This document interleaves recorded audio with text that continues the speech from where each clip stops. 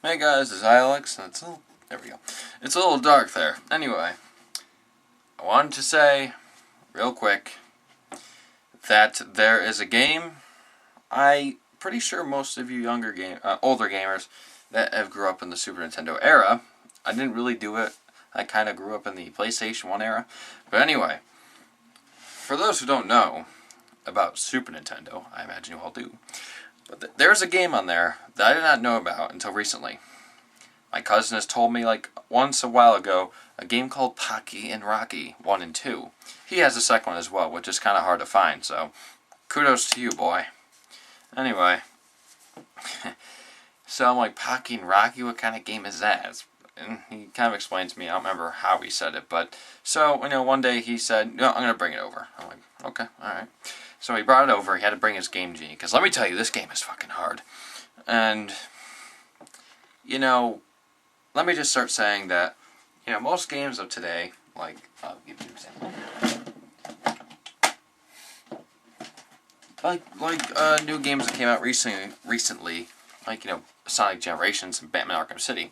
Why do all these games have white backgrounds this generation? Anyway, or in this last lineup for this year. But anyway, games like those now on PlayStation 3 and Xbox 360 do not, grasp me and make me go, this is a fucking amazing game right from the get-go. I have to get to a certain point in the game, then I'll really like it. But no, this game, Pocky and Rocky, for the Super Nintendo, does not fuck around. You got the little story intro and whatever. But no, this game is an overhead game where you literally go around, and it's a overhead 3D plane, kind of like most RPGs that are 2D-ish, like on the Genesis/Mega Drive. But this one, no, not Shining Force, that one's too, stiff. I don't know. So you play as two characters. One is a girl, I imagine that's Pocky, and some animal name, which is probably Rocky. Now, Rocky looks like, I think that's, if that's the animal or not, looks like a tanuki. So PETA's gonna get on their ass about that. Anyway, so basically you're just overhead, you're running around shooting shit today. That's it. You're just, Pocky, I think her name is, throws cards, and then, which should be ninja stars, that'd be pretty awesome. And then Pocky throws leaves, but they're all deadly in their own way. So, it's overhead, it can be two players at once, thank God, because that's so fucking awesome. The controls well, it's kind of weird using a D-pad to roam around in an overhead 3D world, all 6 directions, so I imagine you might want to get an arcade stick for that. So yes, arcade stick is probably needed.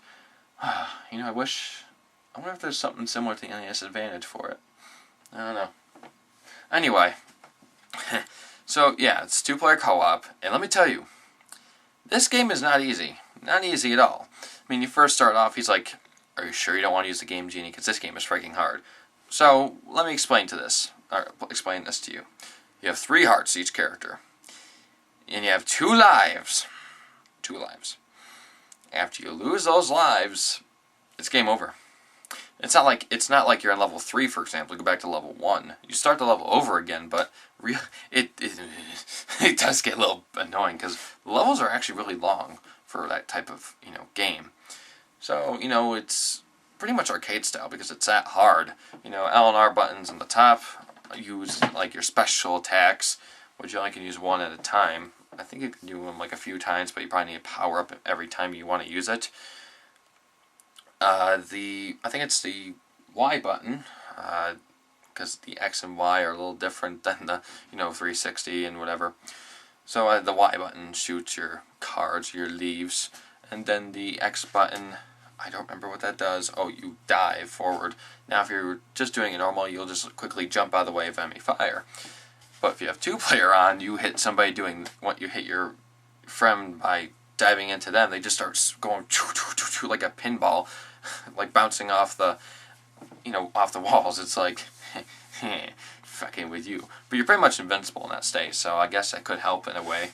Unless you're over water, then you'll get fucked. But then there's the B button. The B button doesn't really do anything. It's the same thing as the throwing your cards or leaves, but except you have to tap it. It's not where you just hold it down. You have to keep tapping it. No.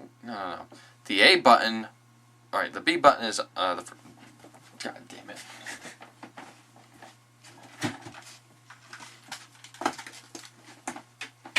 I get confused with this. Okay.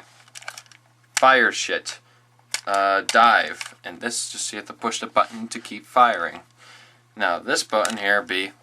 Yeah, because it's literally reversed. The B button, when you just push it once, your character just like, Pocky swings this weird unidentifiable object. Unidentifiable object. I don't know what it is, but you just keep hitting it. It's like a normal thing. Basically, hit an enemy, hurts him. And then Rocky uses his tail to waggle back and forth. Don't put dirty comment. No sex pun intended. But basically you're like, oh, is that just normal attack? Well, no, sometimes enemies shoot these little pellets at you, or just little tiny things of fire. You mash that B button, and then they'll just deflect off of you, and sometimes hit them, and just scatter the bullets wherever they are all over the place, so you will not get hurt, and you may hurt other enemies while you're doing it. There are power-ups in it to make your attack stronger, and then there's health to heal yourself, and then there's these little hidden goodies. If you destroy this certain thing, the sky starts flying above you, dropping stuff for you. For a Super Nintendo game, it's pretty badass in my opinion. So I do plan getting it soon. I have about $20 right now since I sold a worn down PS3 controller to one of my friends. So I'll probably go see if I can pick it up at Soundground. If they don't have it, I'm going to be sad. Now they have the second one there, which is kind of the same but a little different. I'll get into that if I actually play it hands-on. But if it's there for cheap, I'll definitely be picking that up instead. Or maybe just both if they're actually cheap enough. Because that game is kind of hard to find on eBay and Amazon. So, anyway, besides the noise of downstairs, I'm Alex. I'll be giving you footage of that game very soon if I ever get it, which I should be. I think Tuesday. Maybe Tuesday from this coming Tuesday and onward. Who knows? So, yes, I'm Alex. If you own a Super Nintendo, please just get that game. Just get it. And for those who don't have a Super Nintendo, that sucks.